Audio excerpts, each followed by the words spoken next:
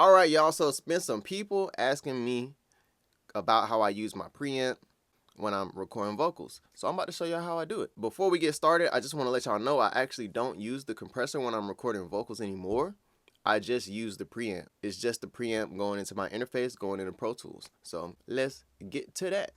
So here in Pro Tools, I'm actually about to switch mics as well. So I'm going to turn this mic off.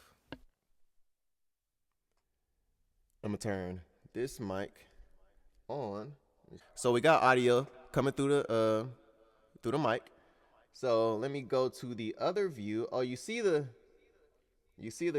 black camera. Here we go. All right, so I am going to switch the view so that this is full screen. Look at that. Let me unplug this. Y'all need to see that.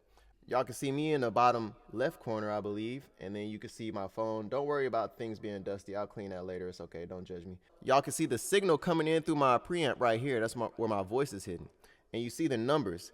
I like to stay, oh snap, it's kind of weird to do this with two hands. I like to stay no more than 30. For me, when I'm over 30, things start getting a little too, I don't know, the sound kind of breaks up in a strange way to me on vocals. So I like to stay plus 30, that looks like, or less. I'm usually somewhere in this range, depending on how loud the artist is. For me, my voice is kind of low. I project kind of low when when I'm singing, so I'm usually kind of near 30, but most people are usually in this area, right?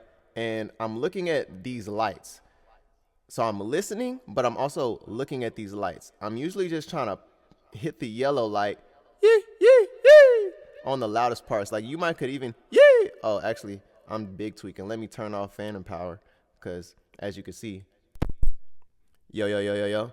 Hopefully everything's still cool. As you can see, there's phantom power here, so I was doubling up on the phantom power, which sounds crazy. Yee, yee. All right, so yee. Like once you start hitting that yellow, you start getting a little bit of coloration to my ear. When you hit that red, it literally says clip. You ain't trying to do too much of that. You could do it and it's okay, but you getting into dangerous territory right there when you record and where you might want to be safe. But if you want that sound, you could drive this thing and get some interesting stuff happen. But I'm usually looking at the lights and I'm trying to stay at the second green light and we tap in the yellow light every now and then. That's where I'm at right there. Then we have a compressor. I have never used this compressor before and I don't plan on using it. We have a de-esser, same thing. Don't use it. Then we have the enhancer. I do use this. So it's high frequency detail, low frequency detail. I like, oh, this is awkward. I usually use this very subtly. Like I don't usually do more than, this is stepped. So like every time I turn, you see how it's turning? It's basically like a click. I usually go like max 3 to 4 clicks. You can really crank this and you see how my voice starts getting mad crispy and kind of cringy, but like this could be very harsh. So when I actually bring this in a mix setting and put it in context with a song, it's like, it's crazy to deal with. So I'm usually like a couple, like one or really 2 to 3, you know what I'm saying? Like real slight. But it depends on the voice. And I have it at 0 when I start, so it's on off. But depending on the voice and the microphone, that's when I'll see, oh, is this making it sound better? Am I getting a little more clarity, a little more presence by using a high frequency detail, just ever so slightly. I'm not trying to do nothing too crazy. That's what the mix is for. And then the next thing is this low frequency detail. So if I boost this up and you see, you actually don't really hear that much, but it's kind of like doing to my ear, it's boosting a little bit at the low end, but there's also some kind of like low mid dip that it's doing. So I'll use these in combination. So I might do like 2 or 3 on the top and like 1 on the low. You know what I'm saying? Like just ever so subtly. That's all I do right there. Then there's a gate. Don't use that. And then here's the output. So after I'm hitting the levels the way I want to hit right here, oh snap, right here, then I'll come over here and I'll monitor my gain in Pro Tools. So I'm usually, again, not over 0. I'm usually somewhere in this range on this preamp as well on the output. And I'm usually not going over 0. And that's pretty much it.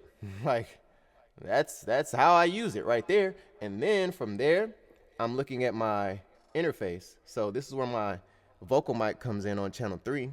Let me move my glasses out the way. Oh, we got the homies out here hanging out. Y'all say what's up. They say it was good. Hope y'all doing all right. So let's go to 3. So this is where I have 3 at. It's usually actually kind of around here ish. But you know, in this area, kind of around in this area. So I'm going into here and I'm making sure that I'm not clipping the interface. So it's pretty low levels coming in, but that's all I need. I don't need it to be super hot. I'm using the preamp to crank my gain up and get in here at a nice healthy level for me. So that's how I pretty much use that, guys. I hope that was helpful, and see y'all in the next video. If this was helpful, like and subscribe, and if you're liking the vibe, like and subscribe and all that kind of stuff. Yeah.